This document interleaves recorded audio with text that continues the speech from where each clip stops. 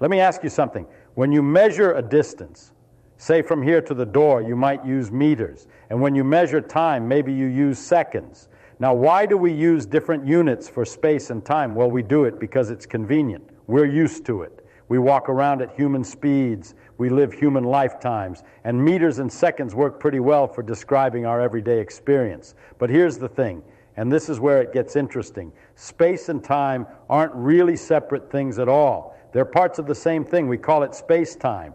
And just like you can measure distance in miles or kilometers, just different units for the same thing, space and time are connected by a conversion factor. That conversion factor is what we call the speed of light. Think about it this way. Suppose I told you I'm going to drive 60 miles. You'd probably ask, how long will that take? And I might say, oh, about an hour.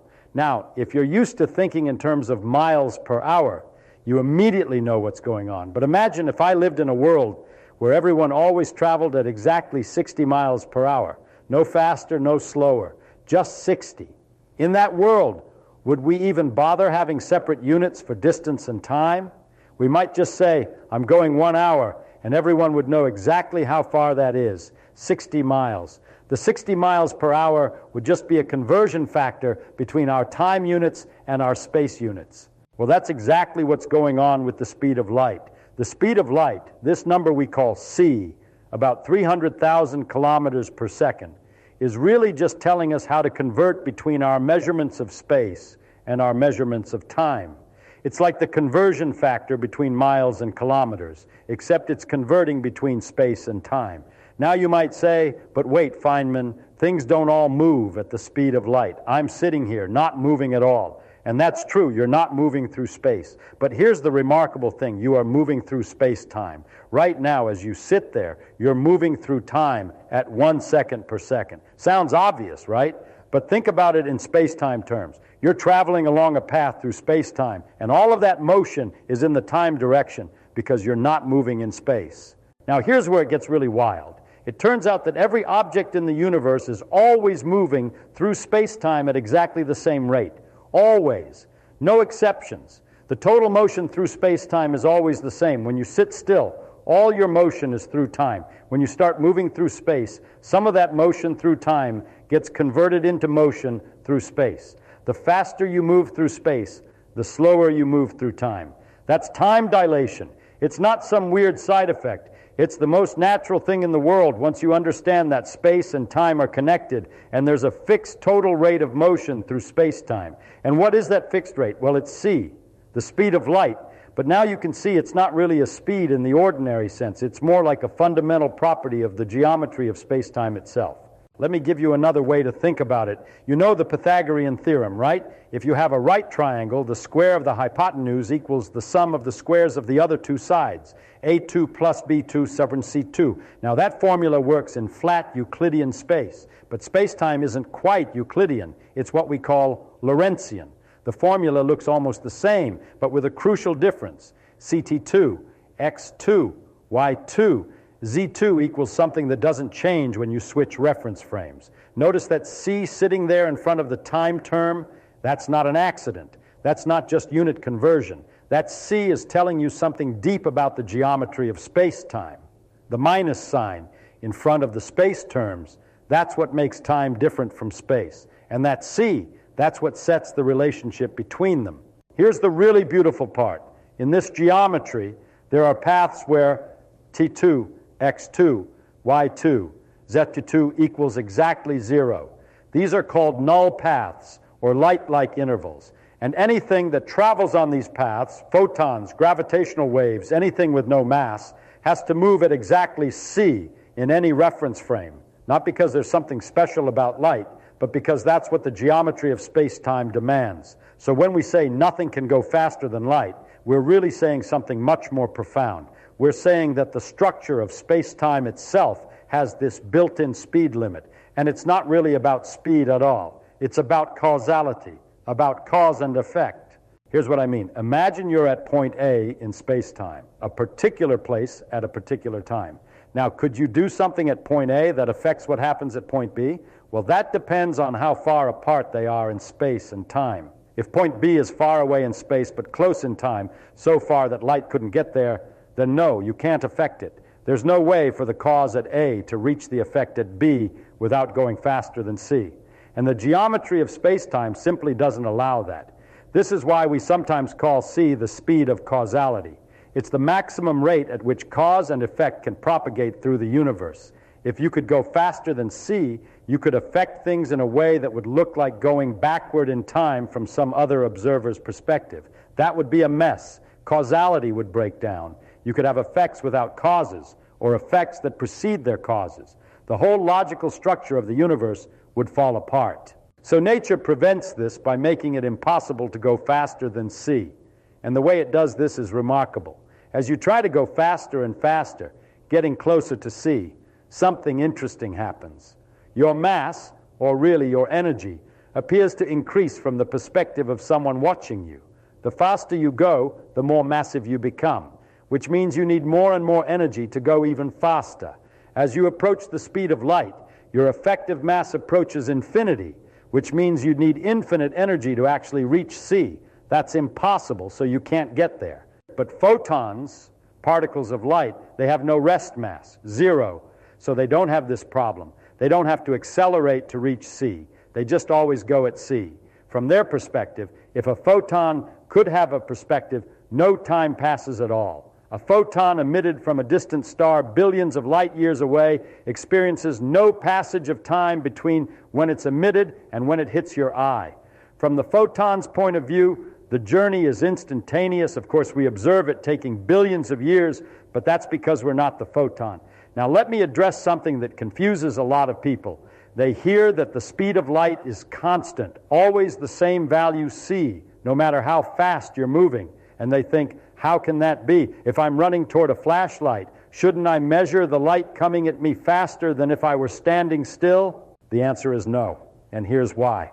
When you start moving, you don't just change your velocity through space. You change how you're moving through space-time.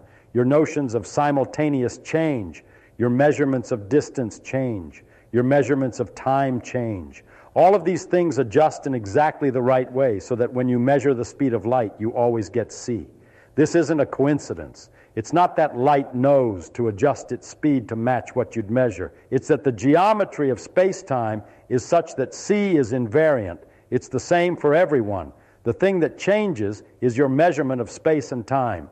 Moving clocks run slow. Moving objects appear contracted. These aren't optical illusions or instrumental errors. They're real consequences of the fact that space and time are not absolute, but are part of a unified space-time with this Lorentzian geometry. Let me put it another way. Remember I said c is like a conversion factor between space and time.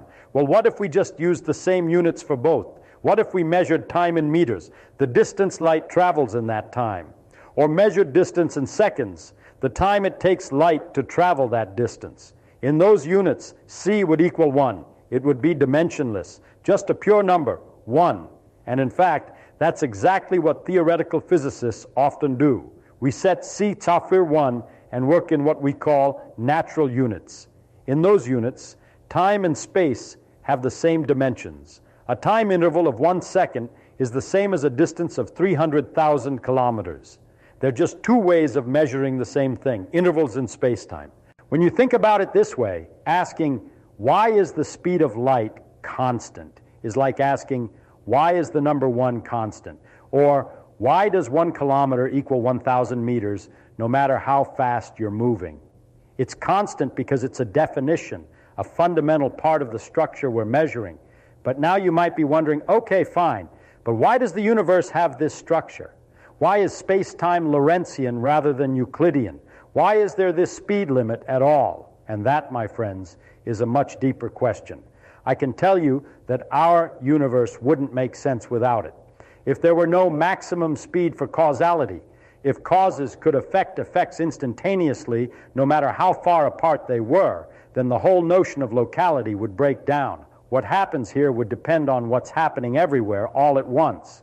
There'd be no way to isolate systems, no way to do physics the way we do it.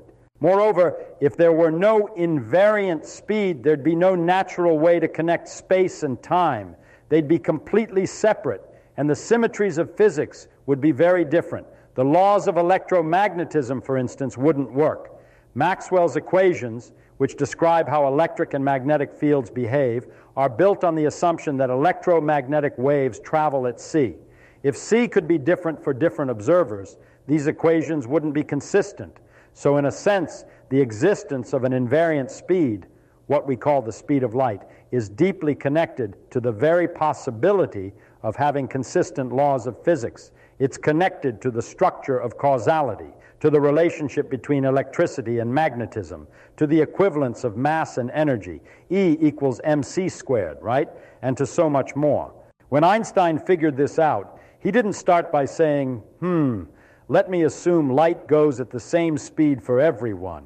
He started by taking seriously two things we'd observed. First, that the laws of physics should be the same for everyone moving at constant velocity. And second, that Maxwell's equations describing light seemed to work for everyone.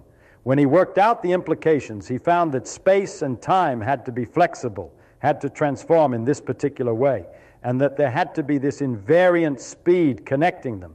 The fact that light travels at this speed is almost secondary. Light happens to travel at c because it has no mass.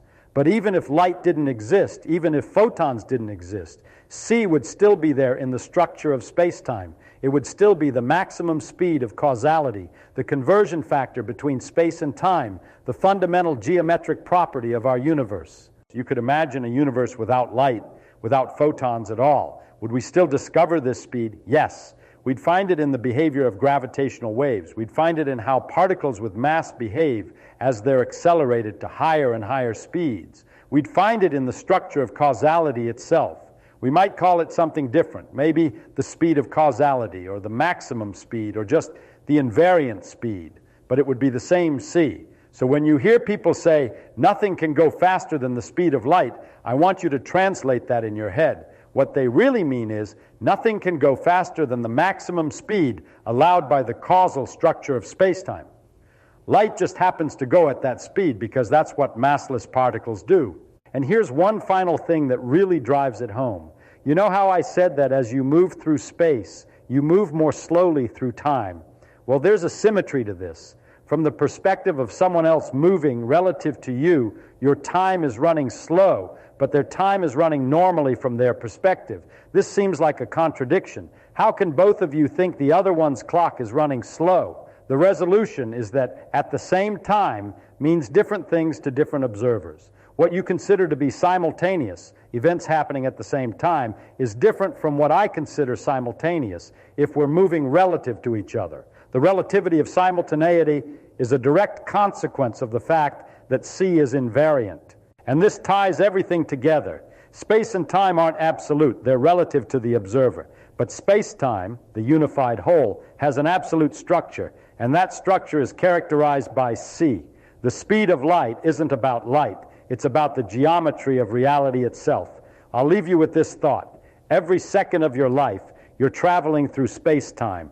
Right now, almost all of your motion through space-time is in the time direction. You're moving forward through time at very close to the maximum rate. If you were to start moving through space, if you got up and started walking, or got in a car or a spaceship, some of your motion through time would be converted into motion through space. You'd age a tiny bit slower than someone standing still. At everyday speeds, the effect is impossibly small, but it's real, it's measurable with precise clocks. And if you could somehow move through space at close to c, nearly all of your motion through space-time would be in the space direction, leaving very little for the time direction. Time would slow to a crawl for you relative to the rest of the universe. At exactly c, which you can't reach if you have mass, but which photons do, all motion is through space and none through time. No time passes at all. The speed of light, this thing we call c, it's not telling you how fast light goes. It's telling you about the exchange rate between space and time. It's telling you about the shape of space-time. It's telling you about the maximum speed of cause and effect. It's one of the most fundamental properties of our universe, and it would be there even if light didn't exist. That's what I want you to take away from this. The speed of light is misnamed. It should be called the space-time constant, or the causality limit, or the invariant speed. But we're stuck with speed of light because historically that's how we first measured it. We noticed that light always seemed to go at the same speed, and we wondered why. And figuring out